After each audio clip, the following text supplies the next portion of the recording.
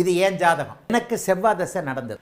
என்னுடைய பொருளாதார முன்னேற்றங்கள் நல்லா இல்லை. நான் செவ்வாய் தசையில் கடங்காரனாக இருந்தேன். செவ்வாய் தசை எனக்கு பெரிய அளவில் உபயோகப்படலை. இந்த பாருங்க, இந்த 3 வருஷத்தில் 36 வயதிலிருந்து 43 வயசு வரைக்கும் இந்த செவ்வாய் கொடும் தொல்லைகளை கொடுக்கும் என்பதை சனியின் பார்வையால் பாபத்துவம் என்பதால் ஓரளவுக்கு நான் அன்றைக்கிருந்த அனுபவத்தோடு கணிச்சேன்.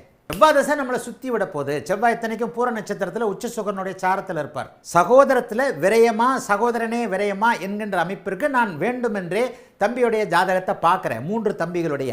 அதில் நான் ரொம்ப உயிராக இருக்கக்கூடிய என்னுடைய தம்பியுடைய ஒருவனுடைய ஜாதகத்தில் அவனுக்கு கும்ப லக்னமாகி புதனும் சனியும் சூரியனோடு சேர்ந்து லக்னாதிபதியும் அட்டமாதிபதியும் சூரியனோடு சேர்ந்து அஸ்தங்கமாகி அவனுக்கு மாரகாதிபதி தசை நடப்பதால் அவனுக்கு ஒரு குறிப்பிட்ட காலகட்டத்தில் மரணம் ஏற்படலாம். அவன் அற்பாயுள் என்பதை கணித்ததோடு அப்படியே நிறுத்துற.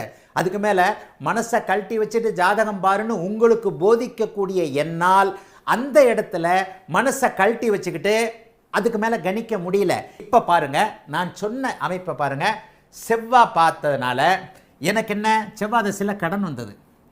செவ்வாய் தசை முழுக்க நான் கடனாக இருந்தேன். 6ஆம் இடமா செவ்வாய் தசையில் நான் கேவலம் எங்கேயாவது ஒரு வேலைக்கு போகணுமே அப்படின்றதுக்காக அங்கேயும் ஃபுல்லாக ஒரே இதுதான். அதாவது செவ்வாய் திசையில் எனக்கு கடினமாக டிஸ்டர்ப் பண்ணது, என்னுடைய ஆய்வுகளை செய்ய முடியாமல் போனது. உத்தியோகம் புருஷ லட்சணம்ன்றதுனால அங்கே ஒரே தேவையில்லாத ஒரு இடத்துல போய் 6ஆம் பாவகத்தின் அமைப்பினால் கடனை வாங்கி வேலைக்கு வாங்கி பாக்கியத்தை இழந்து தொழிலை இழந்து தம்பியை இழந்து 3ஆம் பாவகத்தை பாதித்து 6ஆம் பாவகத்தை பாதித்து எல்லாம் நெகட்டிவ்.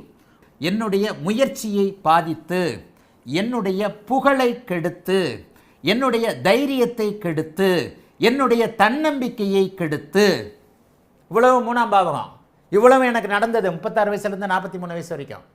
அதில் குறிப்பாக முதல் 3 வருஷம் 6ஆம் பாவகமாக அவர் செயல்படும் போது முதல் 3 வருஷம் 36 வயசுலேருந்து 40 வயசு வரைக்கும் என்னுடைய தைரியம், என்னுடைய புகழ், என்னுடைய தன்னம்பிக்கை அனைத்தையும் கெடுத்து, பேரை கெடுத்து, அதை கெடுத்து, இதை கெடுத்து சும்மா வெட்டியாக இருக்க வச்சு, அதற்கு முன்னாடியே ஒரு காரணம் தம்பி இறந்ததும் ஒரு 4 மாதம் நான் கிட்டத்தட்ட ஒரு மனநலம் பாதிக்கப்பட்டவனாக என்னுடைய தம்பியை எரித்த இடத்துல சுடுகாட்டிலே கொஞ்சம் கொஞ்சம்லாம் போய்கிட்டு தெரிஞ்சேன். இதெல்லாம் இன்றைக்கி நினச்சா அது ஒரு அந்த அளவுக்கு கிரகங்கள் இப்படியும் செய்ய முடியுமா என்பதற்கு நானும் ஒரு உதாரணம்.